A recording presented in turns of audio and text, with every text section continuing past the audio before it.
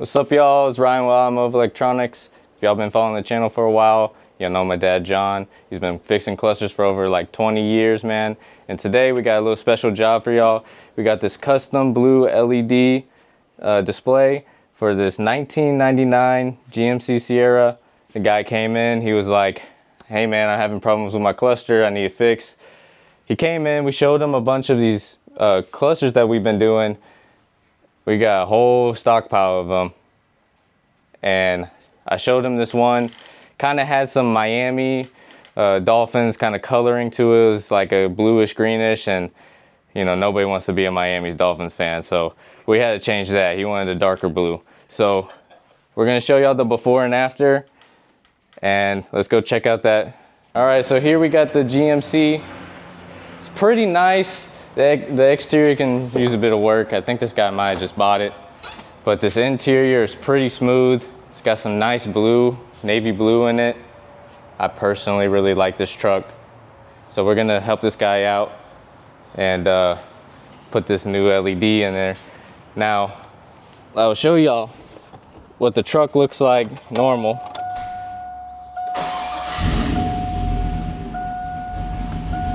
See, it's kind of just dull, normal bulbs. His display's not working, his message center is not working.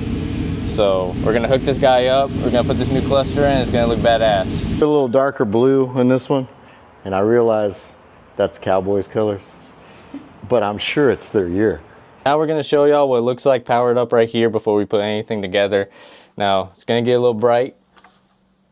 You see we got wrap it all around every little corner. See right here, these circles is where these gauges go. You need to make sure those are clear and open so that these gauges on the back of the faceplate can fit through and these LEDs aren't in the way. But you also want to get every little place so you don't have hot spots. So like one end is brighter than the other.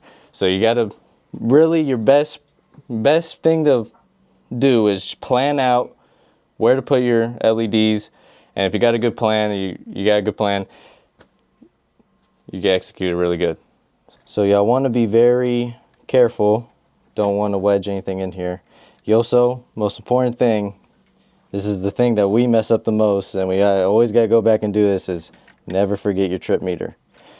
Always, it goes in between the faceplate and this little housing.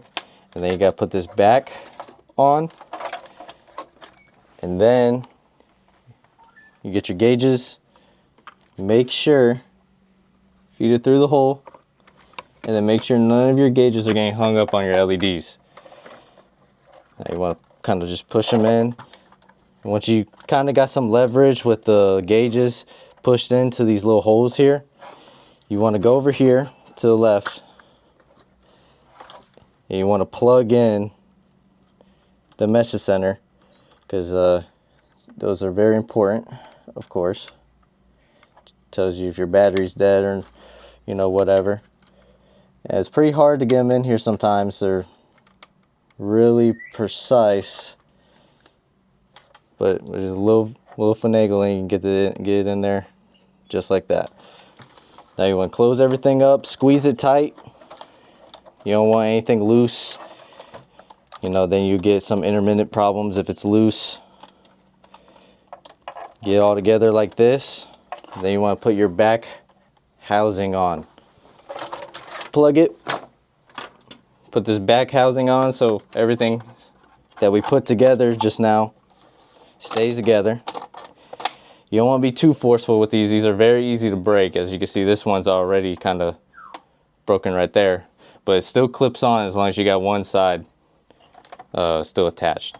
So you want to just clip them all back on. There's two on the side on each side, or one on the side on each side, and then two on the bottom. And just like that, wiggle it around. It's all good to go. You can double check every light, make sure it's all working good. See, everything's all lit up, display's working, message center's working. It's a perfect cluster. This glass here, see there's a little bit of smudging here. You know, some of that's on the inside. It's really hard to get to. The main thing you want to do here is you want to get some glass cleaner.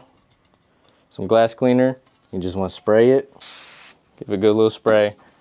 Get some wipes. Wipe it down. Then you got clear glass.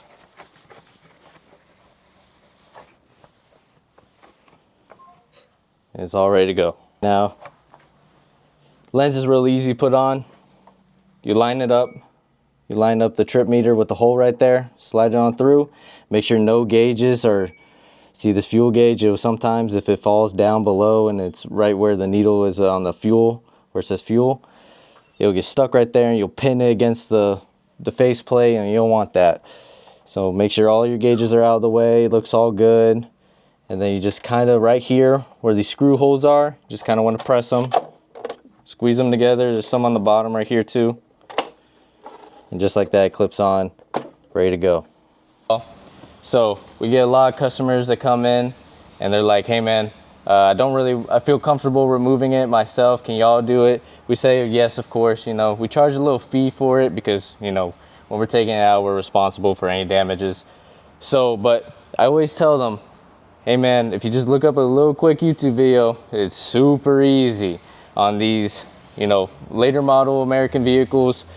The dashes are really easy to take out, especially these GMCs and these Chevys. It's this whole entire panel right here is just one piece. So what you want to do is you want to put in your key, put it all the way down, and like your low gear. Keep your foot on the brake, or what you could do, you could push down the parking brake down there, and you can let off if you want. Now you want to just carefully, just kind of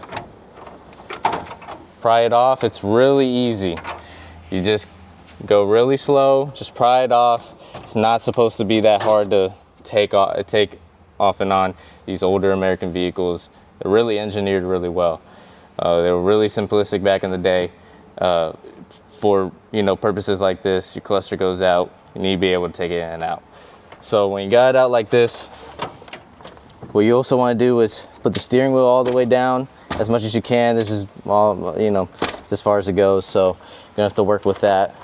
And what you want to do, you want to kind of pull it out while at the same time pushing your fingers down on this piece right here, and it just pops right out just like that, easy. Now, last thing you want to do to get the cluster out is normally there's 4 screws right here, here, here, and down here. Now you're going to want an extension with a 7mm socket on there, and you want to just get those out, you know, preferably with a magnet tip on there, so that the bolts don't drop down underneath the steering wheel, and then you gotta go fish those out. And once you do that, it's really easy, man. Just take this out. You kind of want to go like this with it, go sideways with it. And then you got this plug right here. This plug, most of the time, this wire has enough wiggle room that you can hold it out like this. Then you pinch on these and just kind of wiggle it out. Especially if these clusters have never been removed before, it's going to be a little hard to take them out. These plugs are really tight. Now, you got the cluster out. You can take it to us if you want. Last procedure, we're gonna install this one. Basically, the removal steps, just backwards. So we're gonna put this in like this. Get the plug it in. Then you're gonna wanna just kind of fit it in. They have these little holes right here as guiding pins right here. You wanna line that up. Right there. And there's another on the other side, right next to those screw holes. Got it in like this, looks all good. Now before you start screwing everything back in, make sure everything works. So what we're gonna do, we're gonna crank up the car. Oh, sorry, got to put it in park. This guy's got pretty good exhaust. I think he cammed this thing, so. Gonna give it a little rev. See his oil pressure's reading. He's got about 75% tank right there. It's also reading about 12, 13 volts right there. It's good. Temperature, we had it running earlier, so it makes sense as it's a little bit above the end right there, and we even got the transmission temp right there. So now you want to just go through, make sure the display's all working, reverse, neutral, drive.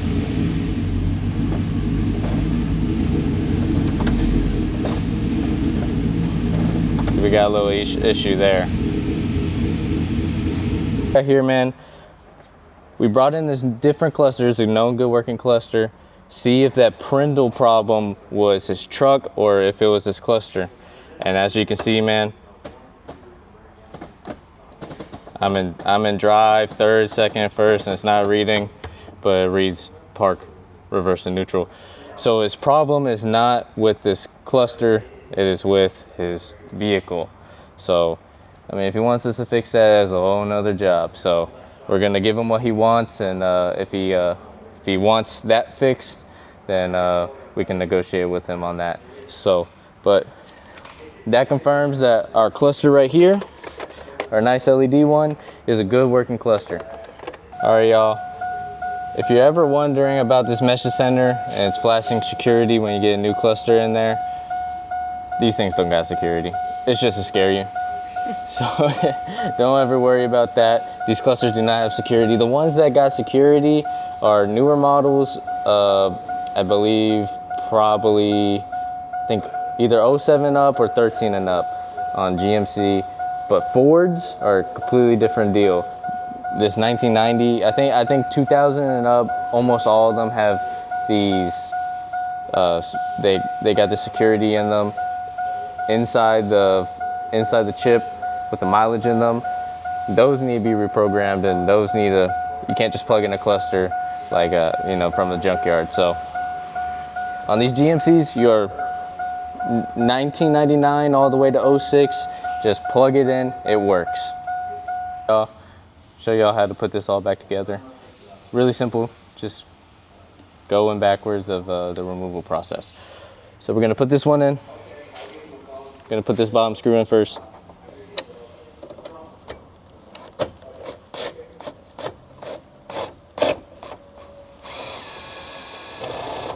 You wanna make sure you're not stripping the bolts. An even longer section will help if you're behind the steering wheel. We're gonna go backwards of the removal process, put everything back together. So I already got started on this bottom one here. What you wanna do is you wanna put the steering wheel all the way up so you got as much room as you need to play with. It's only going in reverse, right? It's only showing reverse. Right? It could be the cowboy colors. Yeah. Because that's what I was thinking. They've only been able to find reverse for the last decades.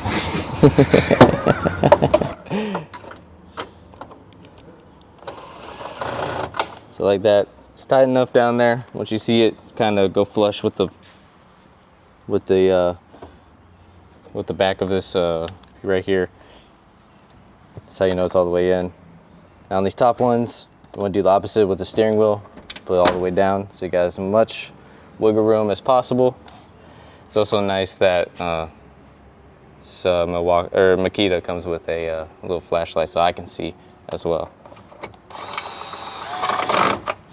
Just like that.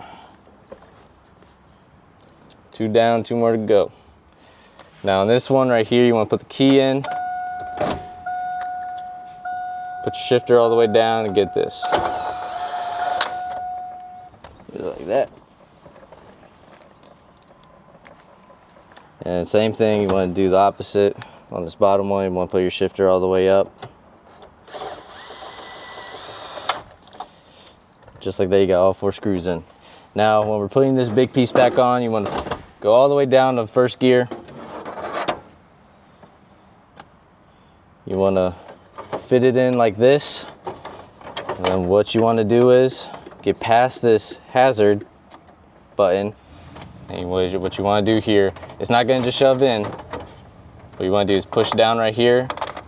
Then you can just kind of easily line it up.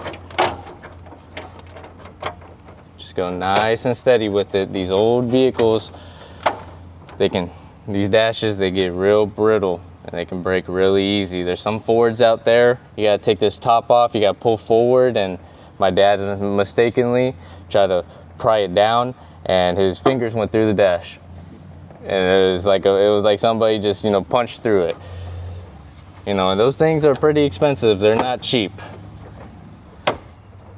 Just like that. You want to make sure you're all flush, feels good, not going anywhere. And just like that, this guy's ready to go.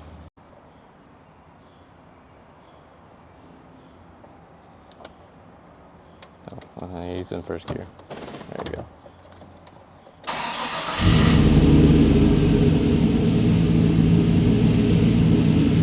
Give it a little rev.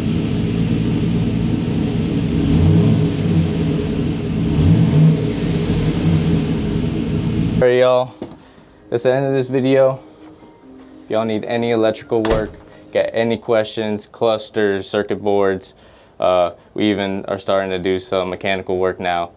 Whatever questions you got, give us a call at 210-379-1395.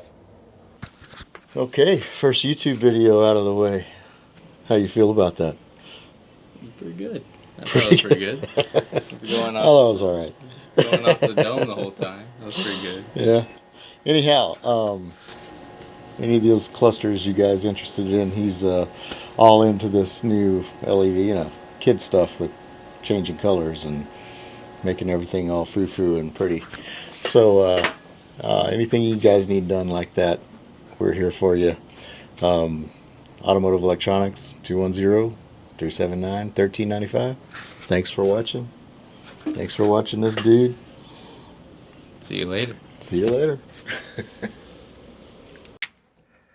Hey, if you like what you saw here today, get down there in them buttons. Like, subscribe, hit the notification bell if you want to get advised of the new content as it's released. My name is John. We've been here in San Antonio for over 20 years fixing electronics.